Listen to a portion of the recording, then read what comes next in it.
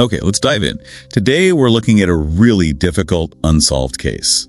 Amber Tuccaro. Yeah, Amber. She was just 20, an indigenous mother from the Mikisew Cree First Nation, very devoted to her young son. She had plans, a future.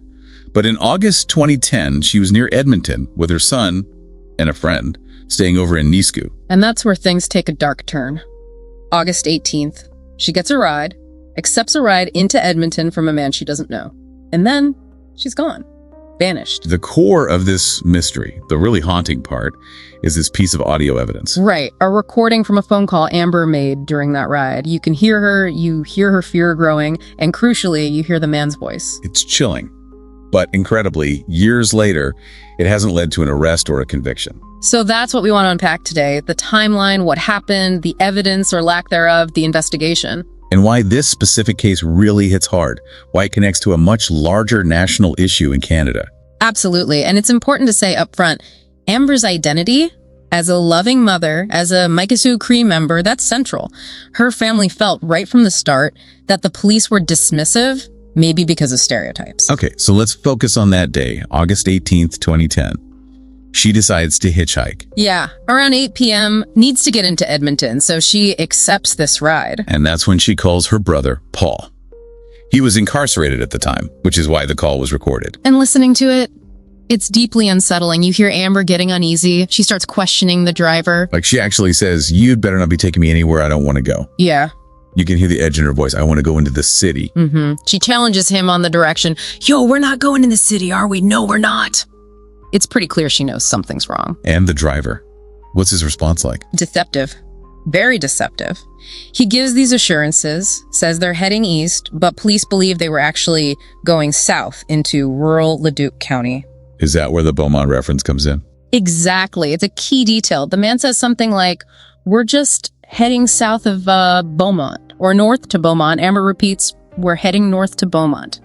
That slip south, where police think they were heading, then the quick switch back to north, where she wanted to go. Yeah. It sounds like he caught himself lying. It really does. And he mentions 50th Street, too, which became sort of infamous because of the audio. It feels like Amber was trying to do something, questioning him, staying on the phone, like she was trying to leave clues, showing agency. Which makes the initial police response even more concerning. Amber's reported missing August 19th. And the family says they were essentially brushed off, told she was probably out partying. That's what they reported, yes. And told to wait 24 hours, which, as you know, is a debunked myth. It cost valuable time. The RCMP even publicly stated in early September they didn't think she was in danger. Wow. And the formal investigation. When did that actually kick off? According to the CRCC, the Civilian Review and Complaints Commission for the RCMP, the actual detachment-level investigation didn't really start for about a month. Key initial interviews. Took 4 months. 4 months. What about the friend she was traveling with? Not interviewed promptly. It's just a series of significant delays right at the start. The CRCC report found other issues too, right? Oh, absolutely. Huge ones. Amber was taken off the missing persons list for a time based on unconfirmed sightings.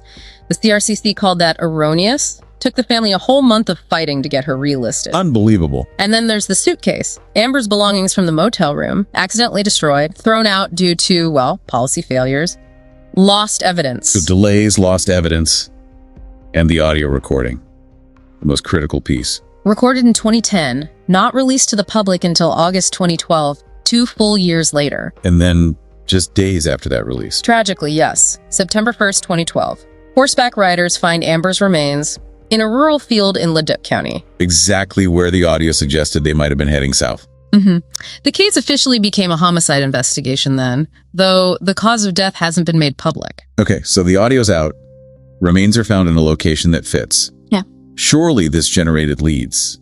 People must have recognized the voice. Well, that's complicated. Reports say several women did come forward, identifying the same man from the audio, but the RCMP investigated and ruled that person out. Which, given the history of the investigation, people were already questioning.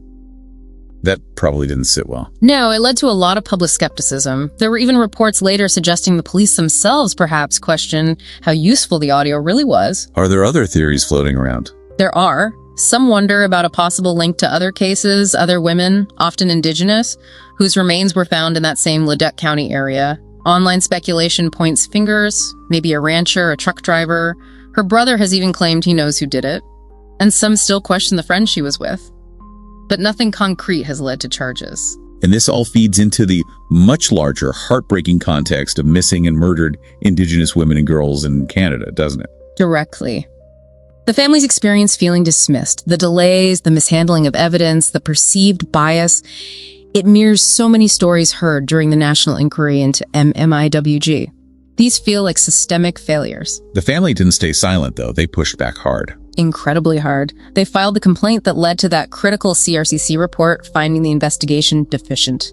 They testified powerfully at the national inquiry. And when the RCMP finally issued a public apology in 2019, years too late for many, the family rejected it, which just speaks volumes about the depth of the distrust that had built up over those years. it got so bad they even considered exhuming her body. Reportedly, yes, for independent DNA testing because they'd lost faith.